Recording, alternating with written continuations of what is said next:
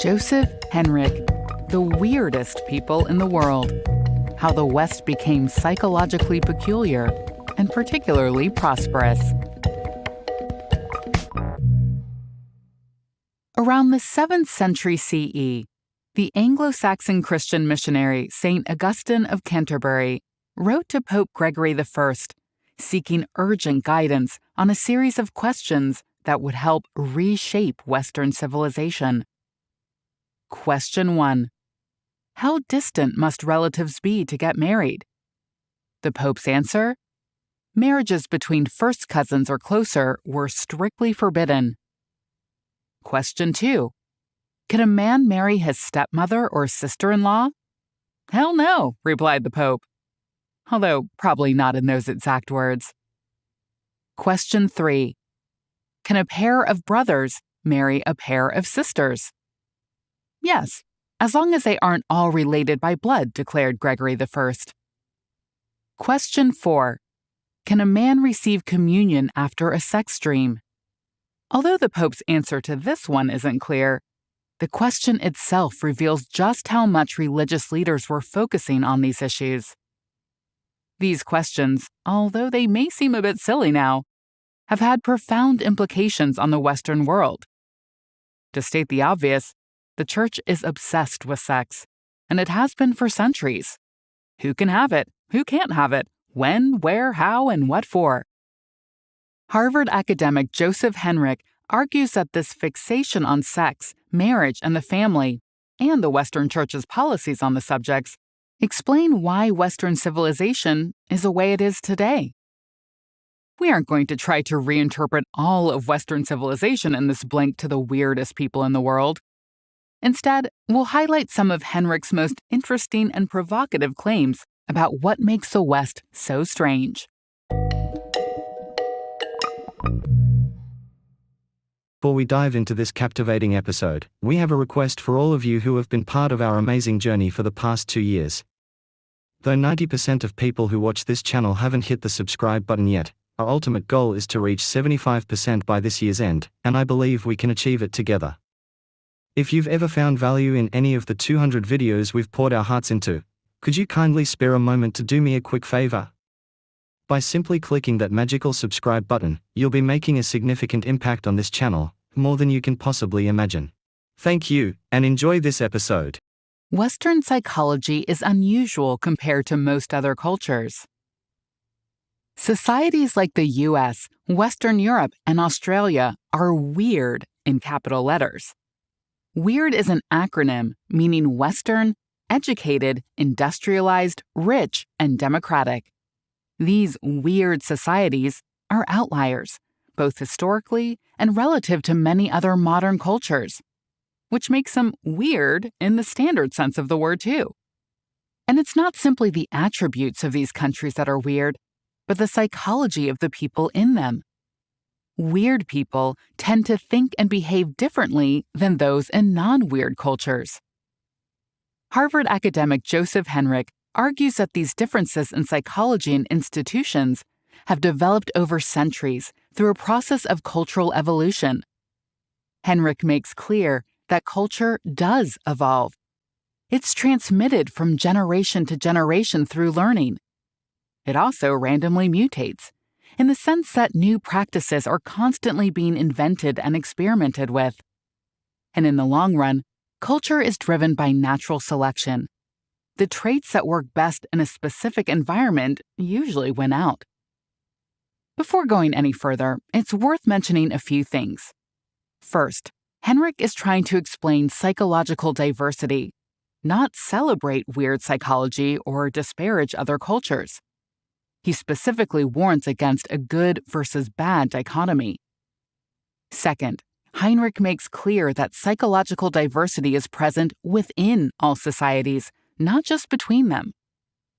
Third, he argues that this psychological variation is not set in stone, but will instead continue to evolve. With these caveats in place, let's consider some of the weird attributes of people in the West. Although weird people stand out in many ways, there are 5 traits that best capture the weird mentality. First, Weird people are individualistic. They tend to view the world through the lens of the self, putting a premium on things like individual rights and basing success on their own personal accomplishments. Second, weird people usually believe in moral principles that apply to everyone. Honesty is good, cheating is bad, etc. This is peculiar because in many cultures, fealty to one's family often takes precedence over such principles.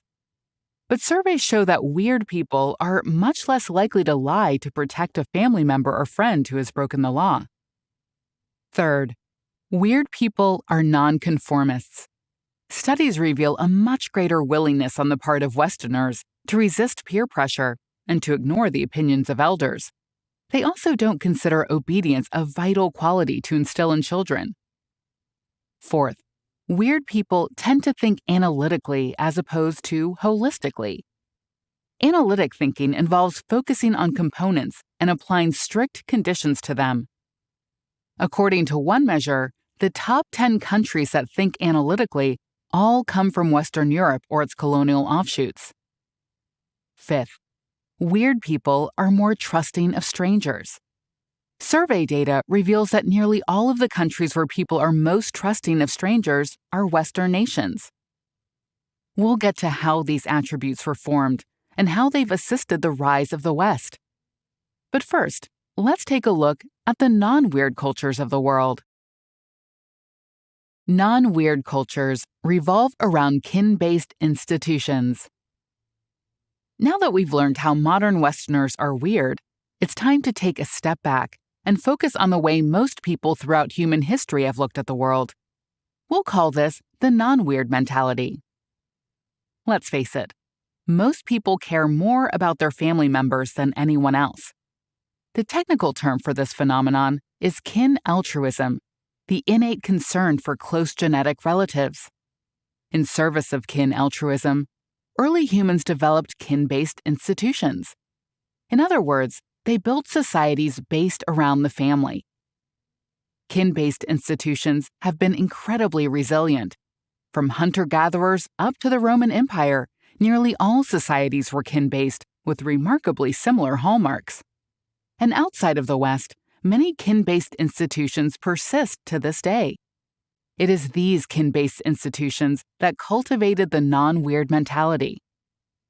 To illustrate this, let's consider how Europeans existed prior to the influence of the Western Church.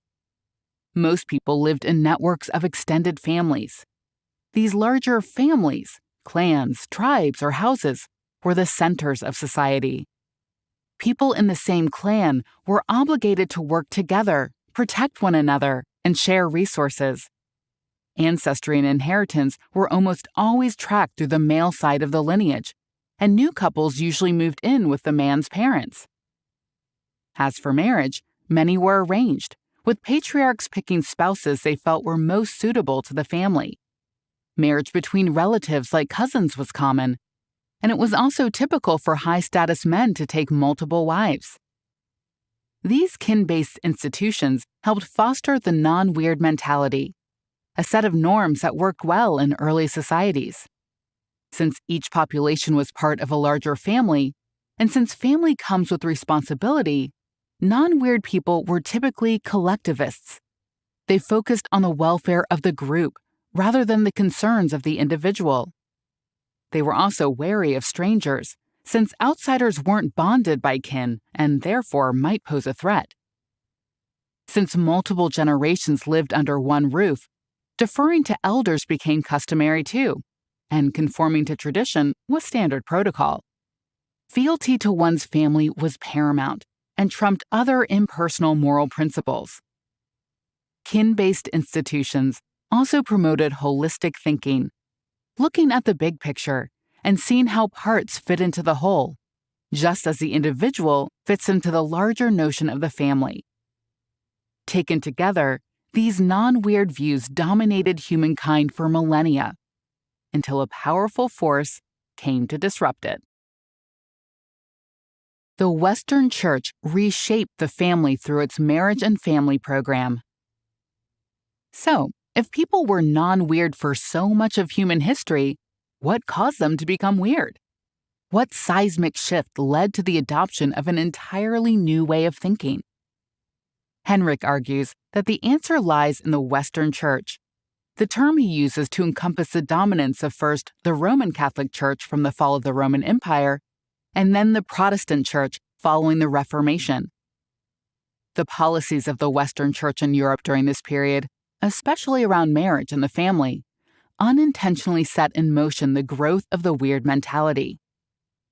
Following the collapse of the Roman Empire in the 5th century CE, the Roman Church took hold, ushering in a series of sweeping policies surrounding sex, marriage, and inheritance. This marriage and family program, or MFP, transformed Europe into the weird place it is today. For one thing, the MFP made incest taboo. Suddenly, kissing cousins wasn't allowed. It banned marriages between close family members and in-laws, too. It also made monogamy mandatory and cracked down on violators by inventing the notion of illegitimate children, those born out of wedlock. The church even cut these children off from any rights to inheritance. To combat arranged marriages, the church made weddings public events with open proclamations of "I do." Another blow to kin-based institutions came with the church's posture toward inheritance. It discouraged the rich from keeping their wealth and then passing it down to the next generation. Instead, the church wanted the rich to bequeath their fortunes to charity. The church's charity of choice was, of course, the church itself. The church accrued so much land that it controlled huge portions of Europe. This only made the church more powerful and the MFP more influential. Slowly but surely, kin-based institutions began to wither away, and the nuclear family was born. Making monogamy mandatory fundamentally changed Western civilization. One tenet of the marriage and family plan that has been especially influential: monogamous marriage. To understand why monogamy helped reshape Western civilization, we have to first consider a few realities of polygynous marriage, when a man has multiple wives. The first is a problem of simple arithmetic. For every man with 2 wives, some poor guy has to go without one. As it happens, in most polygynous societies, about 20% of men wind up like this because there simply aren't enough single women to go round. This type of marriage practice, common in non-weird societies throughout human history, heavily favors high-status men at the expense of low-status ones. In pre-modern societies across the globe, the highest-status men, kings, chiefs, and great warriors, routinely took on lots of wives. For example, the Ashanti and Zulu kings in Africa had more than 1,000 wives each. In Han China, emperors had harems of up to 6,000 women. Even in places where elite men took no more than a few wives, there was still a glut of low-status men desperate to climb the ranks to secure a partner. Let's consider how polygyny influences male psychology. Men become hyper-competitive because the evolutionary stakes are much higher. The difference between being a prince or a pauper is a difference between lots of wives and potentially children and none. What's more, single men don't just compete with other single men to find partners. They have to keep competing with married men looking for additional wives. Monogamy, on the other hand, shifts men's psychology by rebalancing the marriage equation. By prohibiting men from taking multiple wives, it gives all men, even low-status ones, at least a chance to marry and produce offspring. When a high-status man finds a first wife, he bows out of the dating game, giving other men a better chance. Aside from the math, monogamy changes men's hormones too.